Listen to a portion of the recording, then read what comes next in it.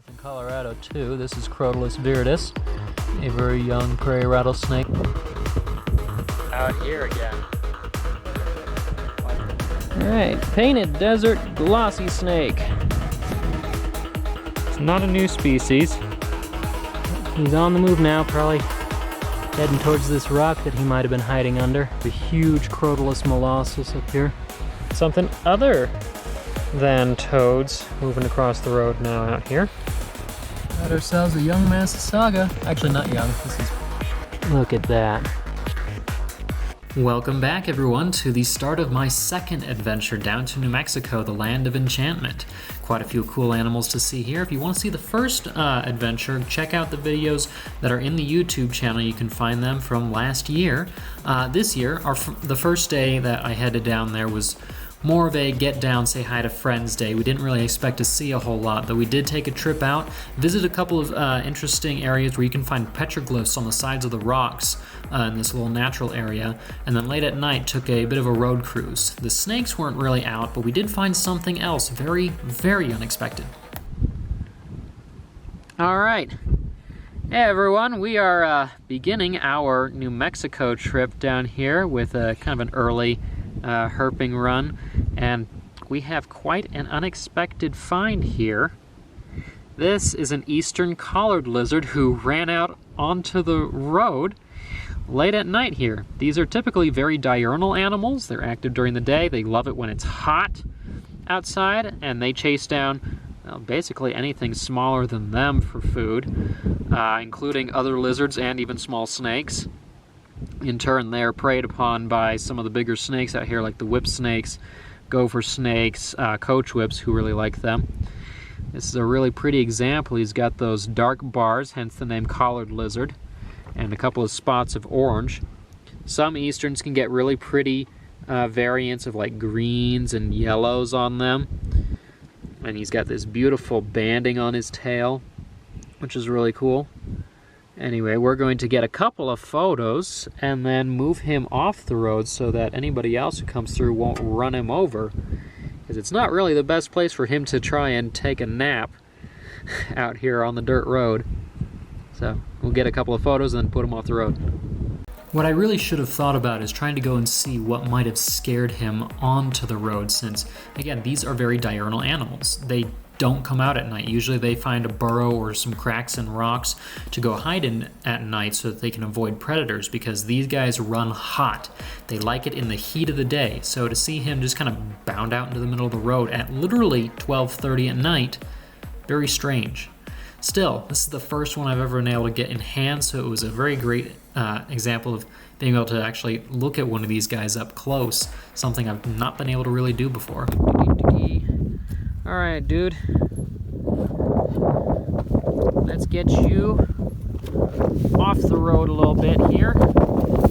Ready? I guess you're not gonna run? There he goes. Good boy, stay out there, okay? Well, folks, so only the collared lizard last night, but we're out starting our look here at the foothills of the Yemas Mountains.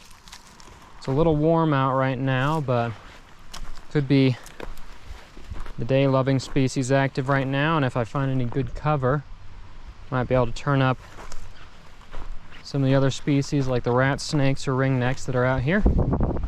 So fingers crossed.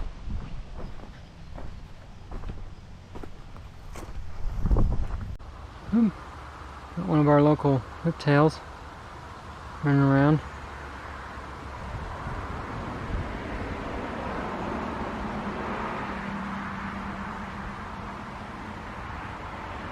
Looking for bug.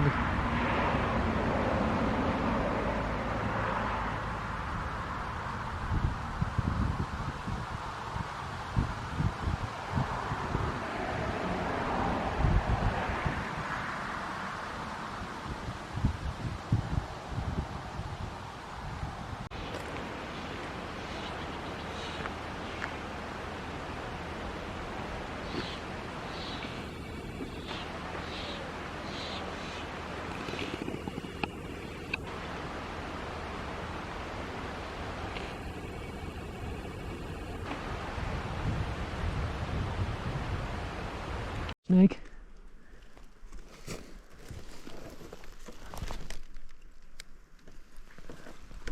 Look at that. First snake of the trip. Hello, you're beautiful. First snake of New Mexico. It's not particularly exciting, but it's a fairly reliable one. Wandering garter snake, Thamnophis elegans vagrans. Found in pretty much every mountain range in the western U.S. Up to 12,000 feet elevation. They are an extremely cold-tolerant animal. This one was hanging out underneath a piece of fallen log. They are not the most brilliant of garter snakes out here, but they are quite variable in color. Some of them are fairly drab like this one. Others can look almost like they're doused in paprika. And these guys actually hunt rodents a lot more than a lot of other garter snakes do. They wander quite a ways away from water. And as such, they have a venom that is a little more useful for taking down small mammals. So they can have a little more effect than your average garter does on people. But generally, like most, still considered harmless. This one hasn't even tried to bite, and that's how most of them will behave. Occasionally you get the grump, but their main defense is musking, smelling bad. So we're going to get a couple of photos and put them right back. Alright, sir. You're okay. Here, you were right down here, right? And go disappear. There you go. You can go hide again. Beautiful snake. And we got ourselves a second garter snake that is making an absolute mess of me all over the place. Really pretty one, though. Gorgeous little garter. Hey, can you tell me where the salamanders are hiding? Can you do that for me? I'll let you go, Dan. Get out of here, bug. You're okay, stinker. You stink very bad, you know that? They are pretty, though. And we'll just let him go right back in the brush where he was. There he goes. Now I gotta wash my hands. After those two snakes, well, the landscape is an absolutely beautiful thing to see. All of New Mexico's mountains, much like much of the Southwest, was born out of violent volcanic activity. So there are some incredible rock formations, deep canyons, and cliff sides that were eroded by the rivers and heavy rains that come through the area, as this does experience monsoons, but no other herpetofauna showed up until later that night. My God. Look at you. Look at that. That is a New Mexico milk snake. What the hell? Oh, wow. Alright, we'll get some video in here. Well, this was a very unexpected find tonight. Out cruising. Milk snakes are uncommon enough in Colorado, but in New Mexico they are quite a find just about anywhere, especially since they come in this absolutely gorgeous appearance. Look at those bands. They're absolutely perfect. This is just a young one. They wouldn't be quite as pretty when they're full grown, but still absolutely gorgeous animal nevertheless. And I hope we'll find a few other things, but if not, that's a pretty good snake to finish off our first official day in New Mexico. He's been a little bit bitey, but that's to be understood since we're messing with him. We got a couple photos already, so we're just going to get him out of the car here and back across the road in the direction that he was going. Come here, you. Look at that pattern. You're so pretty. What are you doing? Sitting on the wheel? Look at that.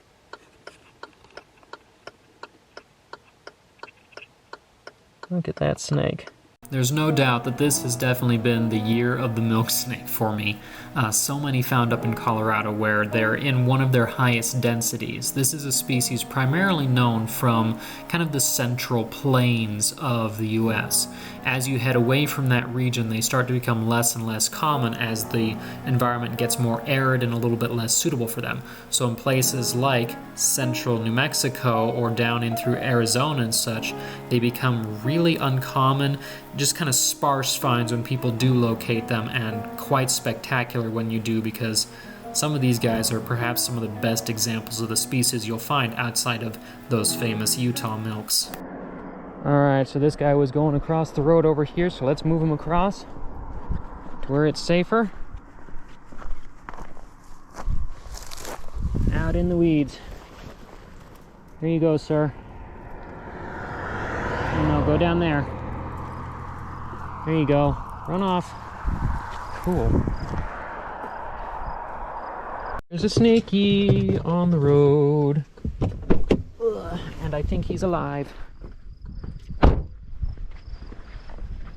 It's a rattlesnake. And yes, he is still alive. Look at that. It's a familiar face, but in a new state. So that's cool. So we'll get the film light out and try and get some photos of him. All right, third species for the night. They are definitely starting to move. This is a familiar face from up north in Colorado too. This is Crotalus viridis, a very young prairie rattlesnake. This was probably last year's baby. It's gotten in a few meals. We can see he's had a few sheds because there's several buttons on that rattle. Again, you cannot tell a rattlesnake's age by the number of buttons on the rattle because it all depends on how well they're feeding, how many times they shed, and of course those buttons can also break off. It's a very beautiful animal. There's quite a few cars coming by though. A lot more than I thought there would be, unfortunately. We just had one of these guys get squished by a car that went by a little bit before I did, because he was newly hit. But hopefully we will find the rest before other cars do and get them safely off the road. So we're going to get a couple more photos and then get this guy moved across.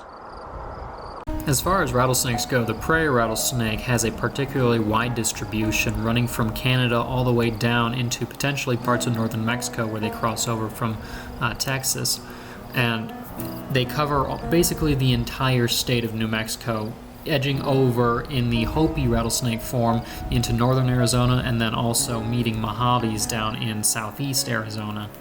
They're not the biggest or the flashiest of the rattlesnakes out there, but they do pretty well for themselves, and in the right areas, especially if prey populations are high, they can show up in rather incredible densities. And a lot of rattlesnakes is a good thing for the habitat, not a bad thing. All right, sir. I know. You see the hook. We're just... Come on. I'm trying to get you up on the hook here. Oh, no. Hey. We want to get you across the road, okay? Keep going. You can make it on your own. We want that, because that's the best. Come on. You're buzzing away, aren't you?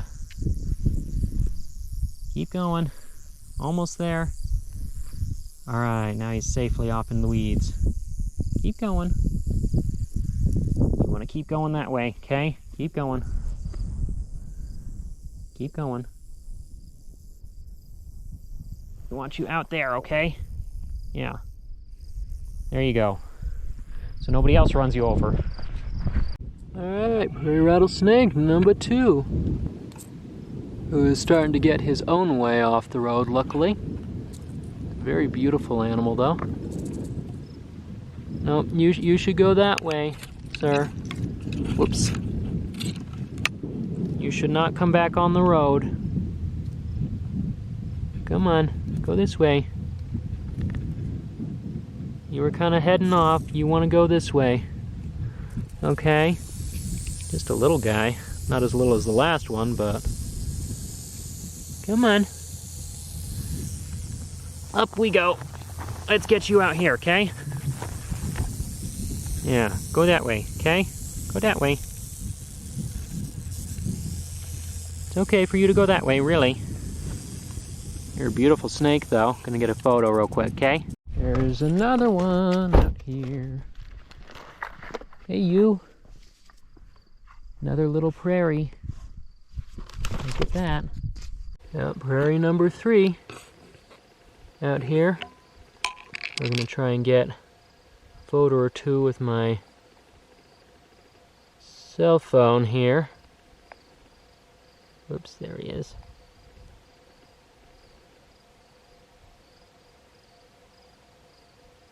He's getting all reactive because I've come up to mess with him, but we're just gonna keep him moving across the road real quick so that he stays safe.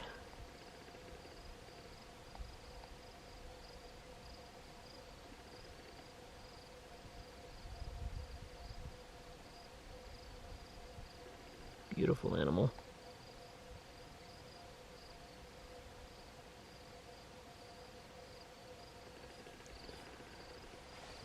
Alright, dude. Now, I know you don't want me around, but I need to make sure you're coming along because there aren't a lot of cars out here, but there's just enough. Oh, yeah. You're not big enough to reach me. Come on. Come on, you were going this way. Do. Nope. Almost there. Wow, so grumpy. Come on. Ugh. There you go, you're off the road. There he goes. Safely away into the weeds. There's a fox. Oh my God.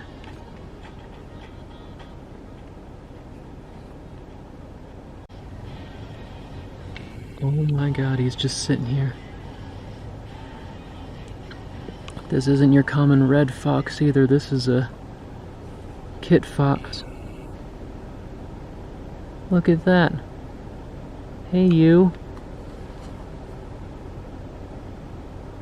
Let's see if I can get anything on my phone for the others, but that's the second one tonight. He's just sitting there for us. That's amazing. Even more amazingly, he actually sat still long enough for me to get several half-decent photos of him. The kit fox is our smallest fox in North America, and they range through mostly the desert southwest. A small spine of a population that actually runs through eastern Utah up into just around the Grand Junction area of Colorado, so they just barely make it into my state. But out here, where I was right basically on the edge of the line between where the kit fox and the swift fox replace each other. The swift fox being more northerly on the Great Plains, these guys further south. They're often referred to also as the North American fennec fox because they have such huge ears relative to the rest of their body, especially if you compare them to other foxes, and that kind of helps them dissipate heat in the desert heat where they live.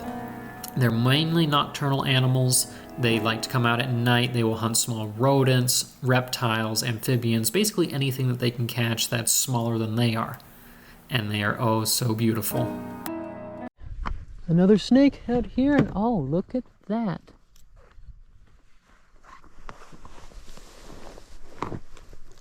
It's a Chihuahuan night snake. Hello, sir.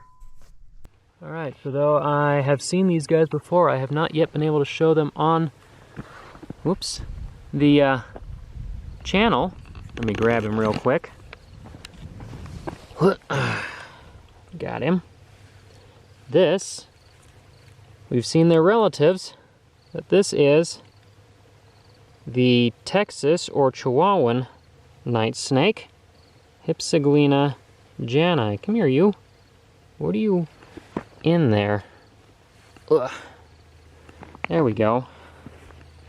Pick him up so we can see him for a minute here. Hey, sir. Come here.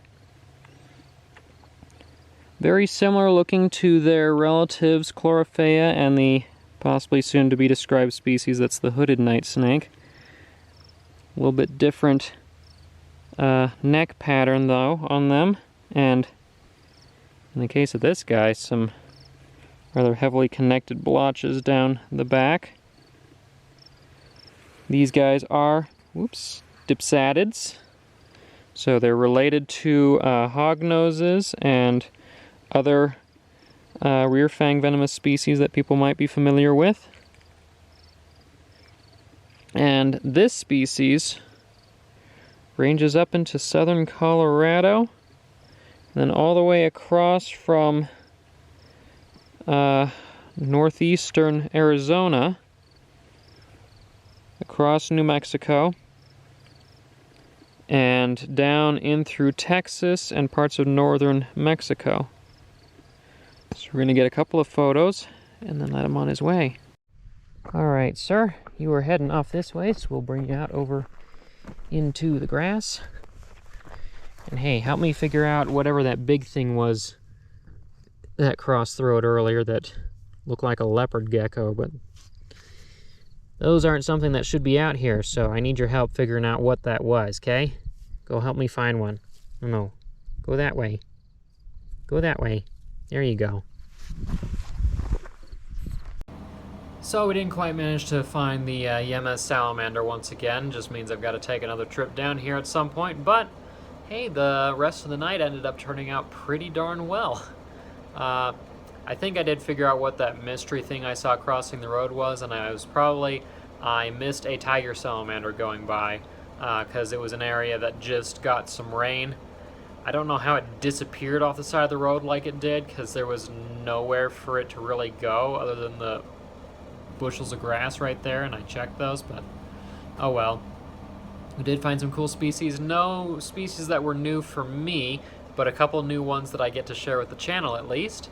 And tomorrow, here's hoping we will find the other salamander that's endemic to New Mexico, as well as a few other cool things that live in kind of the Central Valley down here. But until then, if you enjoy watching videos like this, if you'd like to help support educational materials, these videos, the blogs that I make, and more, please consider joining and becoming a supporter at patreon.com/hcarlton. Members there get early access to the videos. There is access to the monthly seed contests that I do, other exclusive merchandise and other benefits. Or you can also help by donating at coffee.com/carltoncarnivores. That link will also be in the video description below. We also have I have a link tree now, linktree/carltoncarnivores, so all the links that are important are able to be found there. You can always find me, of course, if you like seeing videos and photos and little tidbits that I'll be posting up. You can find me on social media at Instagram, Facebook, TikTok, and of course find the website where I have the shop with all the plants and such, as well as access to the blog and database at carltoncarnivores.com. But until next time, I'm Hawken Carlton, and this is Carlton Carnivores.